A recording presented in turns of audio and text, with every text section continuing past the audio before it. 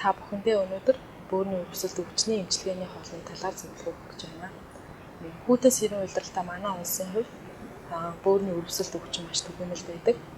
Хүний цус зөвхөн хүчил төрөгч болон шим тэжээлийн бодисыг зөвөрлөөд зогсохгүй маш олон төрлийн хортой нэгдлүүд хүний биеэс гадагшлах шаардлагатай тэр илүүдэл бодисууд явж идэг. За мөн химийн гаралтай нэгдлүүд эмийн хэрэглэнээс үүдэлтэй янз бүрийн хүний бид хэрэггүй бодисууд маань цусны дотор явж идэг байгаа. За тэгээ энэ бодисуудыг бөөр гэдэг хэрэгтэн маань хүний биеэс шүүж хүний биеэс гадагшлуулах үүргийг гүйцэтгэдэг.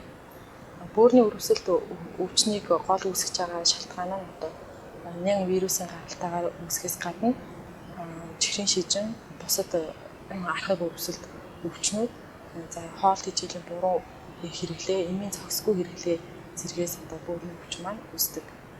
Бөөрийн өрөвсөлт өвчний үед бол ямар өрөвсөлт өвчин байгаагаас шалтгаалаад хоолны нарийн зохицуулалтыг хийдэг байгаа. За бөөрийн өвчний үед жимс ногоонд суурилсан хоол хүнс нь хамгийн сайн хоол хүнс байгаа. За тэгээ үүн дээр нэмэгдээд бүтэн үр тарианы төрлүүд болон шар буурцаг гэх мэт шош буурцаг ургамлуудыг түлхүү хэрэглэх хэрэгтэй. Бөөрийн өвчний үед идэд ус их хөрөмтлөгдөж хаван үсэх хандлагатай байдаг. За тийм учраас хаван хөөх чанартай хүнсний бүтээгдэхүүнүүдийг хоол хүнсэндээ түлхүү хэрэглэх хэрэгтэй.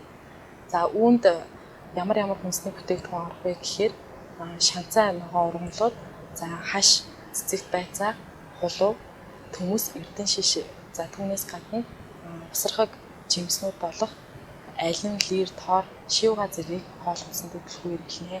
Бөөрийн өвчин цаашдаа дамжирсан тохиолдолд давс болон уургийн хэмжээг багасгахаас гадна усны хэрэглээ, шимний хэрэглээгээ багасгах шаардлагатай байна.